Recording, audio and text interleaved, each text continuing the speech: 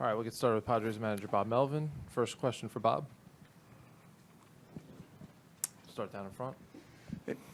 Bob, so far, how impressed have you been with how your team has handled all the media hoopla and the potential noise? And is there even more of it for this series? And how do you keep that from emanating into the clubhouse, or does it happen? Yeah, I mean, you don't talk about it much. You just know and understand that there's a good reason for it, and we're in a place where that happens. Getting into our parking lot is a little bit of a pain, but other than that, I think you kind of embrace the reasons for it.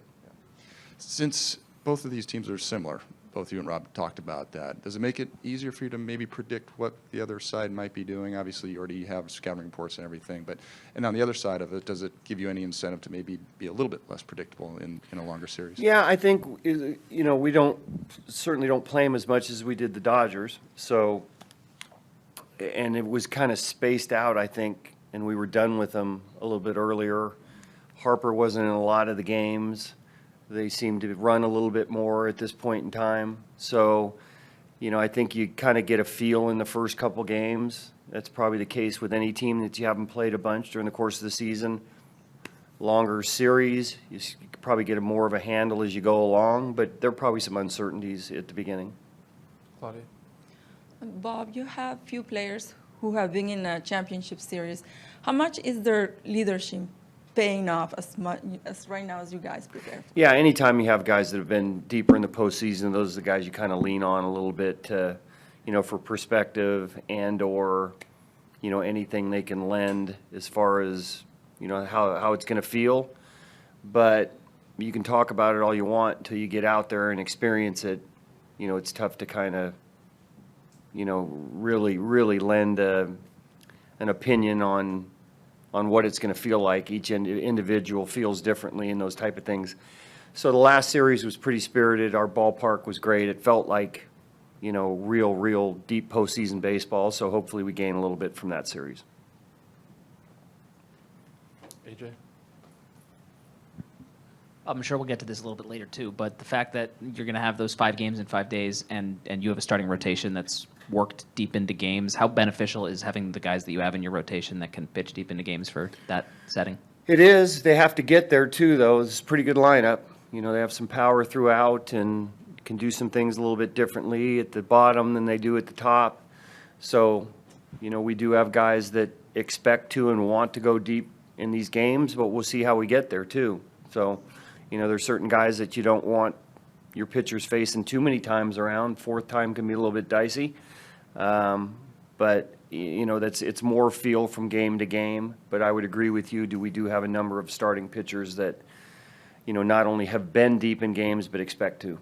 I know we discussed the possibility of maybe moving some of the lower guys in the lineup, Grisham specifically, up higher, but is it just the kind of the comfort that they've been performing down there that you're keeping it the way it is? Yeah, no reason to really change. I had different lineups I was looking at today, but, settled on, it's worked pretty well so far.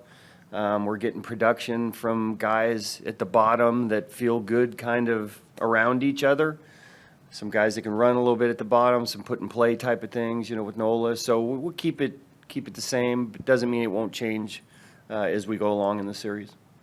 Second row on the aisle. Bob, in terms of the last few years in Oakland falling a little bit short of the LCS, on a personal note, how much are you enjoying this being just one step away from the World Series? Yeah. Look, I mean, the closer you get to the World Series, the more exciting it gets, right? That's the way it's supposed to be. So, makes for a much longer season. The after games, you feel worn out more so, but then you feel just as invigorated when you come the next day for a game. So, you talk about highs and lows during the course of the season. Now it's highs and lows from game to game. It just seems like every game is that much more dramatic. So it makes it a lot more fun. Kevin. Hey, Bob, when you're preparing for the game throughout the day, I mean, you've done this for so long, but how's the postseason different? Like you talk about looking at lineups, how much more are you tempted to, like, I don't know, for lack of a better term, overmanage, or well, I hope I don't do that. But you know what? You